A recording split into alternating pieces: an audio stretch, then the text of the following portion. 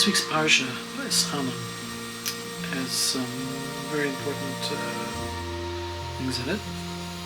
One that the recap of Matan Torah, standing on Har Sinai.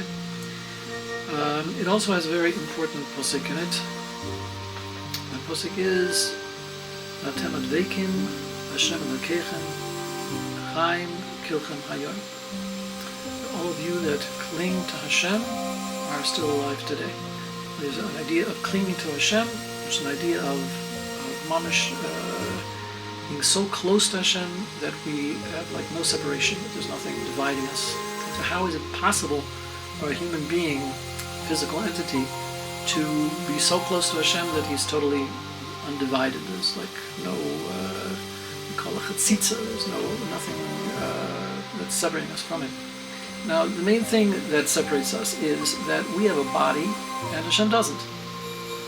Whereas the body intrinsically is a division because it has like a mind of its own. It has its own desires, its own needs. One approach is, it's like a standard approach of the, certainly of the Rishonim, is that we should try to minimize our dependence on the body as much as possible. How do they do this? One aspect is through meditation, through exercising the mind to such an extent that we minimize our dependence on earthly things. The other way that we do it is by there's those that engage in sikufin, which is an idea of kind of punishing the body or engaging in exercises which cause pain to the body, so that we become kind of desensitized. Then the Baal Shem Tov came along, and he introduced a totally different perspective.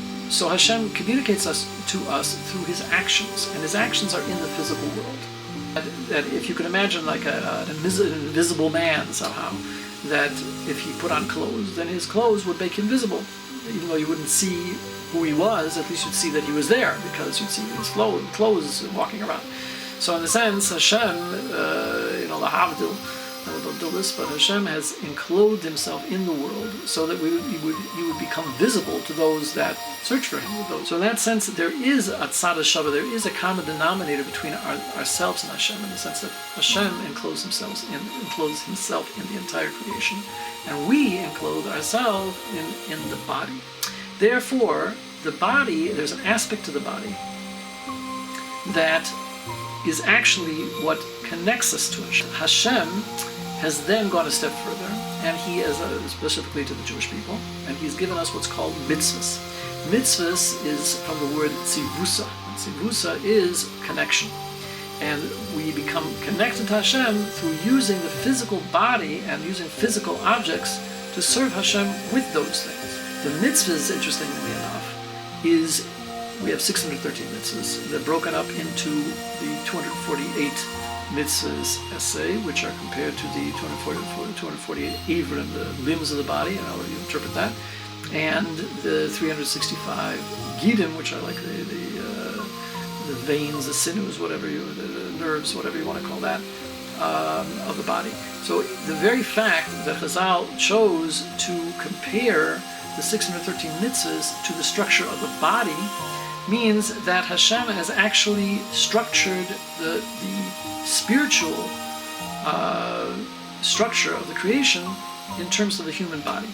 And we go even a step further, because the 10 spheres, which are the highest level, the first stage of creation, or the highest level of spirituality that there is also structured, according to the Kabbalah, in the form of a human body. All of these things reiterate the idea that the body has a capability of, far from being that which divides us from Hashem, that it can be that which connects us to Hashem if we are conscious of it. And if, instead of seeing the body as being something with its own will and its own independence from Hashem, as we see it instead as being the chibur, the thing which specifically connects us to Hashem because of its form and understanding how these mitzvahs are related to that, and how our activities in life are using that form of the body to emulate Hashem and to connect to Hashem in our daily life, it's actually through the body itself that we connect to Him. It just adds an entire new dimension to the service of Hashem itself. It's not just in our heads, it's in our bodies as well. It's in our total completeness as a human being.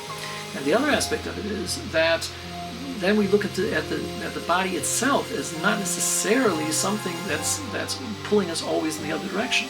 If we look at its potential for holiness, its potential for a connection to Hashem, then it's something that is an opportunity to exploit it and to direct it in that direction, as opposed to allowing it to go in the opposite direction. This might seem to be a simple concept, but you can take things that seem to be the opposite of anything of Kedusha, and when we look really at its source and its potential, all of a sudden we can flip it around and it becomes a source of Kedusha.